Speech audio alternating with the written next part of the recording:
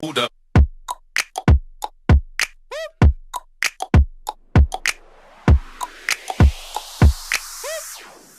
So I wanted to start off this year here on my channel by doing something that I've never done before. So I'm just gonna get my feet wet a little bit to see how it goes with me. But I've been getting to a lot of fun series and talk shows and television shows and all that fun stuff. And so I thought it'd be fun to come and review them here on my channel. Now, some of the television shows that I have been watching, some are popular, other ones are not. So I'm gonna try to cover the bases on which ones that most people are talking about now and all of that good stuff. So if you want to see more of those type of videos and that type of content, please comment down below and let me know. But without further ado, let's get right into the video because I know what you're here for. You're here for the mess.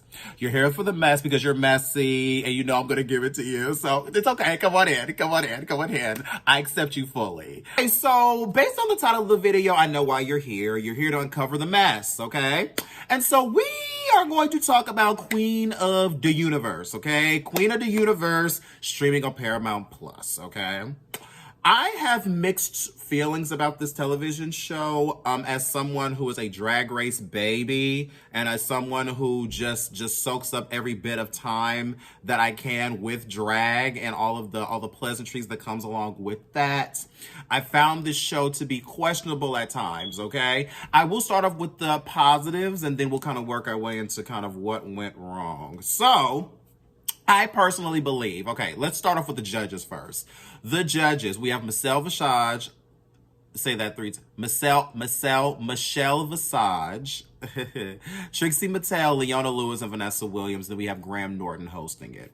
I'm just gonna go on record and say that Graham Norton is like the UK's Andy Cohen, all right? And he hosts everything and he has very little, drag in his personality. You know what I mean? Like he's queer, he's cool and all of that, but Graham Norton is always on stage in the UK if it has something to do with the drag queen. And I am not from the UK, so maybe those who are watching that are from the UK can kind of let me know, is that accurate? Is he, you guys, is like Andy Cohen out there? I don't know, but Graham Norton is hosting it.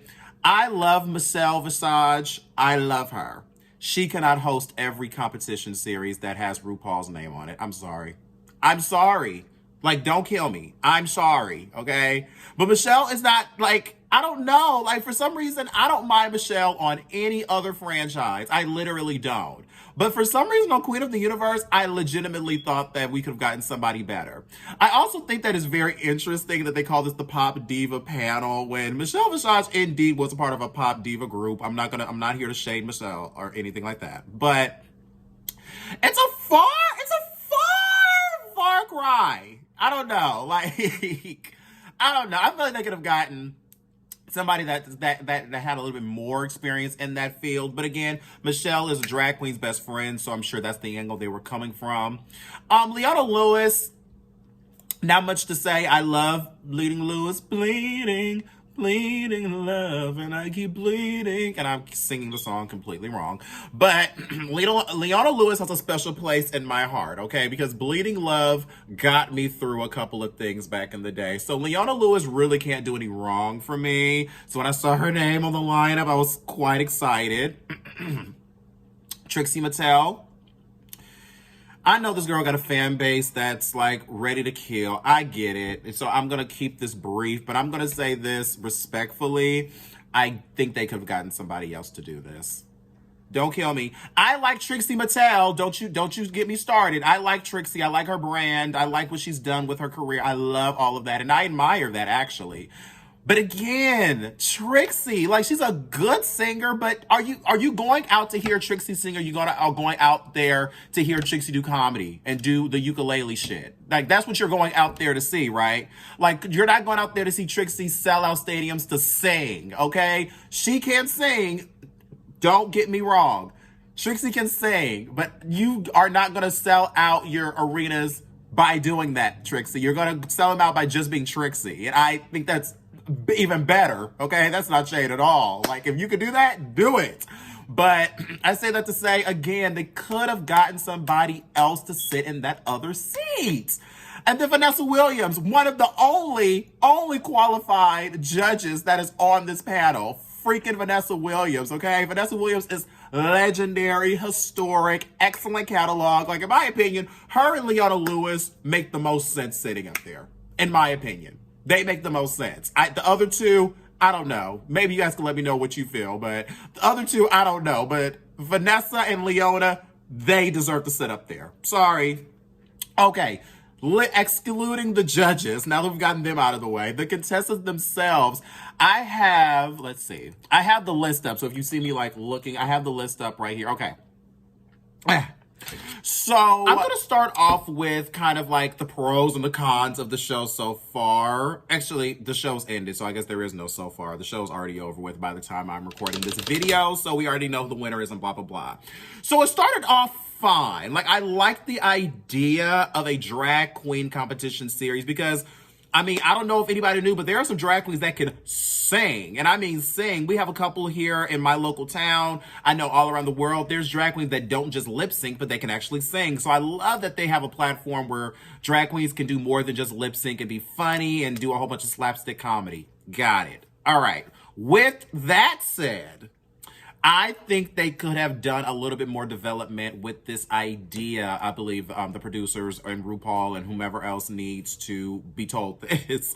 I think that the idea is okay. I just feel like, number one, when you give artists, and this is any artist, not just drag queens, when you give an artist about 30 seconds of a song to sing and they're being judged on that alone, I don't think that's a fair feat to kind of give judgment on. You know what I mean? Like, these singers are only singing for about 30 to, like, especially the first 1 to 2 episodes, like, they were only singing a couple of seconds and then being cut. And I was just like, okay, wait a minute, this show is clearly like, this must be one of those pilot seasons, because this show is going fast, okay? They're getting rid of these girls fast. And so it was clear to me that we were going to be in for a very quick season of Queen of the Universe, which I'm fine with. I'm fine with getting one and done with the season and moving on. I'm okay with that.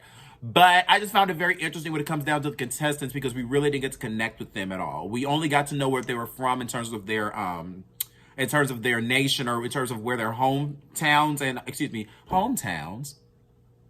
their home countries. I can't talk today, you guys. We only got to know so much about their home countries and things like that. So I didn't really know much about the queens. Now that even the season is over with, I don't know much about them to really give an opinion. So I think that's something where they could have done better at. Like, they dropped the ball. But a couple of names that stood out to me, of course, is Ada Vox, number one. If you watched American Idol a few years ago, you know who Ada Vox is. Ada Vox dominated the first part of that competition. I don't know what season she was on. It must have been one of these later seasons. But Ada Vox dominated, okay? That girl has a voice on her. You hear me? A voice. The other one that really shocked me was Drag Queen. Drag Queen sounded okay her first week, but I didn't think it was anything worth winning, like winning the whole thing. I didn't know her voice was going to do it.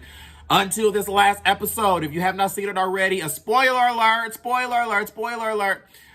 Drag Queen wins, obviously, and she sung Andra Day's Rise Up. Now, one thing about this show, like a lot of competitions, singing competition shows, they use a lot of the same songs that we hear all the time. Like, there's not a whole lot of ingenuity when it comes to song choice. I believe Michelle even said one week, like, my God, this song has been done so many times. It's been overdone so many times. So I'm curious to know, are the copyrights like cheaper on like super used songs, or like the more intricate or the less known the song is, the more money it costs? I don't know, because a lot of the songs they chose, again, like Girls Just Want to Have Fun, we've heard that all our lives. We've heard Bad Girl by Donna Summer all of our lives. We've heard these songs. And so I'm just curious to know, are they cheap songs to get? And that's why we keep hearing them on singing competition shows? I don't know.